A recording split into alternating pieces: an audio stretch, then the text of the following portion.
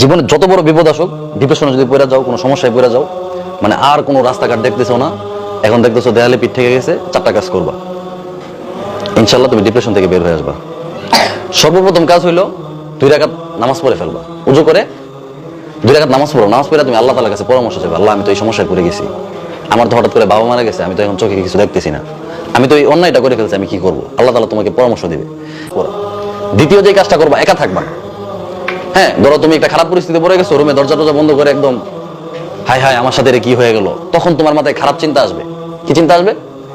তখন মনে হবে যে আমি উল্টাপাল্টা কিছু করি। আরবিতে একটা প্রবাদ আছে, ওতলাতুর রাসি দুক্কানুশ শাইতান। খালি ব্রেন হচ্ছে শয়তানের রাস্তা না। কিসের রাস্তা না? শয়তানে বাসা বাঁধে, শয়তানে দোকান বানায়। তাইলে যদি তুমি ডিপ্রেশনে পড়ে যাও, তাহলে একা থাকবা না, মানুষের মাঝখানে চলে আসবা। হাজার হাজার মানুষ যেখানে থাকে, তোমার আত্মীয় স্বজন যেখানে, তোমার ছাত্র ভাইরা যেখানে, তোমার বন্ধু বান্ধব যেখানে, তুমি ওইখানে চলে যাবা। তখন উল্টাপাল্টা চিন্তা আর আসবে না।